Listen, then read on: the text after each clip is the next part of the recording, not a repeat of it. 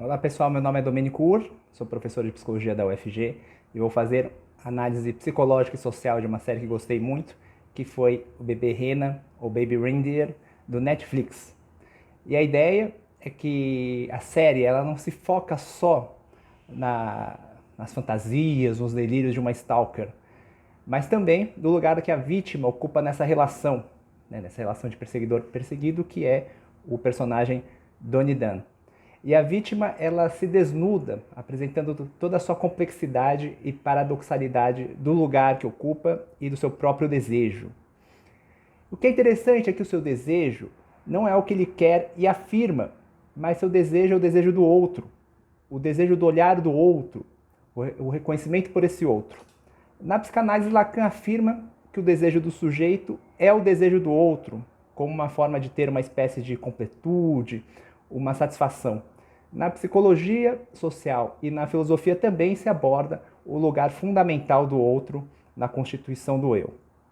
Então essa necessidade do desejo do olhar do outro se soma à sua situação laboral. Ele trabalha como bartender num pub, mas ele quer ser um artista, né? Ele quer ser um comediante que não é reconhecido, que passa por maus bocados, então ele necessita da aceitação e da atenção desse outro, qualquer que seja.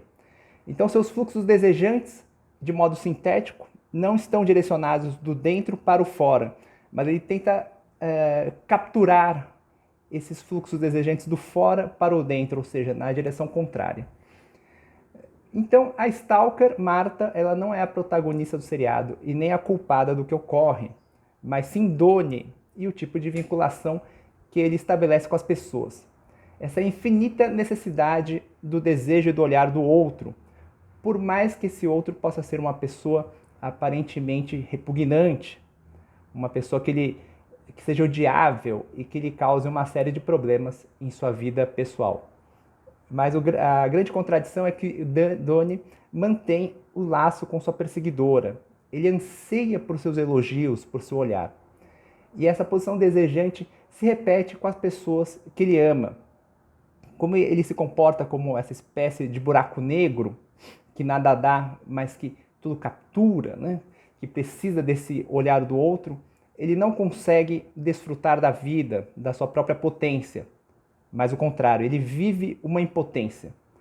Inclusive, ele não consegue nem manter uma ereção e ter uma relação sexual prazerosa com sua ex-namorada e com a nova, uma mulher que ele considera ser a mais linda do mundo, que ele ama muito. Então ele não afirma sua potência, porque ele somente é alimentado por esse olhar do outro. Ou seja, ele é apenas alimentado em ser objeto de desejo do outro.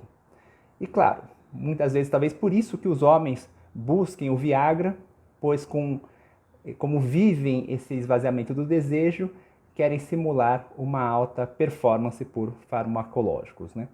Então essa modalidade de vinculação levou Donnie a situações muito perigosas, tal como o envolvimento com o diretor-produtor Darren.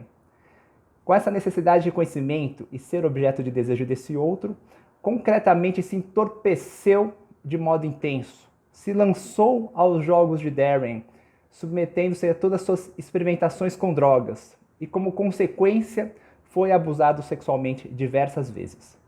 O paradoxo é que ele se manteve sendo violentado e voltava à casa do agressor. Ou seja, ele deixava de lado o seu desejo, vivendo uma situação muito desprazerosa, mas que contraditoriamente também era satisfatória, pois assim ele continuava sendo objeto do desejo desse outro.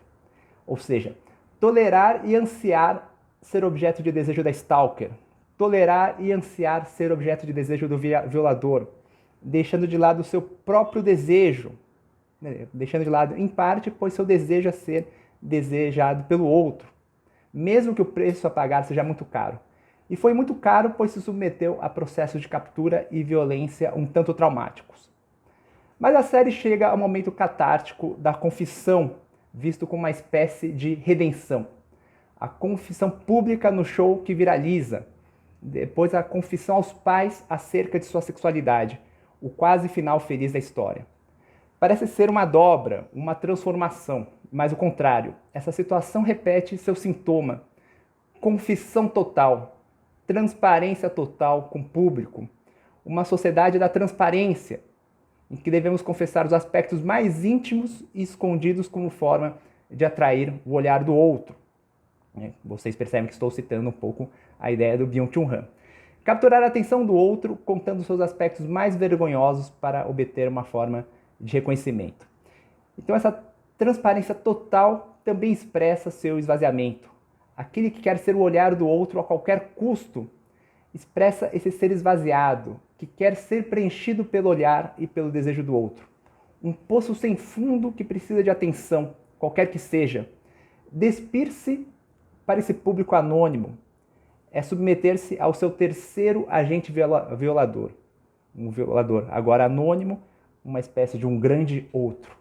E é por isso que Baby Rinders é importante nos dias atuais, porque não fala apenas da stalker nem da vítima, mas também de nós próprios nesses tempos de redes sociais. É como se o Bebê Rena fosse o nosso zeitgeist, o espírito da época atual, a dificuldade de se afirmar, de dizer não, o esvaziamento do próprio desejo em prol do desejo do outro. O desejo de ser conhecido, de ser objeto de alguma afeição por esse outro. Não importa quem seja, um louco, um violador, um monstro, alguém sem qualidades.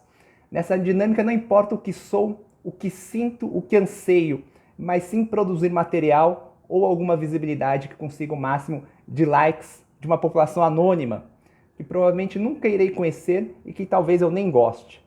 E do outro lado, talvez nós mesmos sejamos os stalkers pós-modernos, seguindo e sugando a vida do outro, controlando, devido à mesma insegurança e falta de afirmação da própria potência. Baby Rinders somos nós em nossa relação problemática com o desejo. Vocês concordam?